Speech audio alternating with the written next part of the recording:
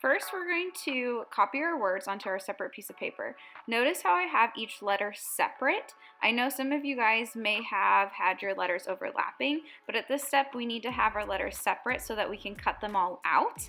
Then we're going to overlap them.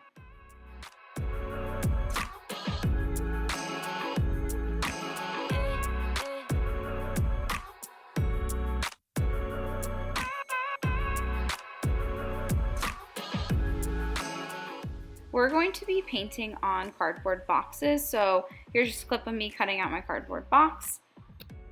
Now this is where I'm arranging my letters to overlap.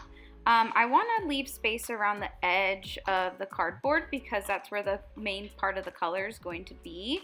So notice my K and my S's aren't quite touching the sides. I'm overlapping them, playing around with how to fit everything on the page. Just do the best you can. If you need help, let me know. But here's me overlapping them, and then now I'm going to be taping them down so that when I paint, they won't move and they'll stay in the same spot.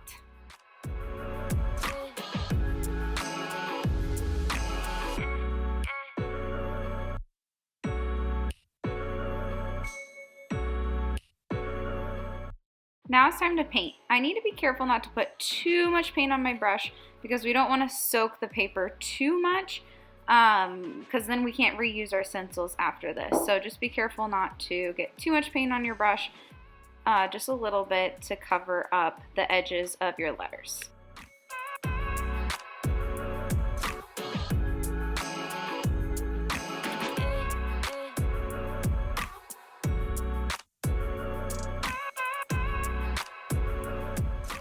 So I'm gonna let it dry for a little bit. You can talk to your neighbor or whatever, draw for a little bit while it dries. Afterwards, I'm gonna be so careful though when it's dry to carefully peel off the stencil because remember, we're reusing them. So I'm being careful to peel off the stencil and the tape so that it doesn't rip my paper.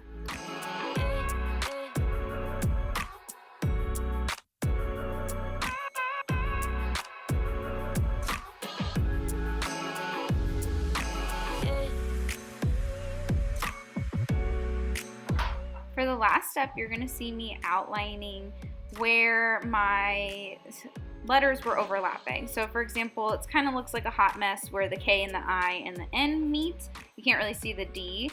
So I'm going back over and outlining where my letters were to show kind of depth. You'll see me adding some highlights and shadows. So first I'm adding a black outline. Then I'm going to go in with some shadows of a dark blue and a light blue. Right now I'm using light blue, and I even put some white in there. So I'm using light blue, dark blue, white, and black. I'm just going to kind of overlap them, play around a little bit with highlights and shadows. And then I will kind of add a little bit of fun lines around the edges, and I will provide different graffiti examples that you guys can also look at to add some fun ideas to the rest of your graffiti project. Keep your stencils and please, please, please do not throw them away. We'll need them next week when we are spray painting them outside.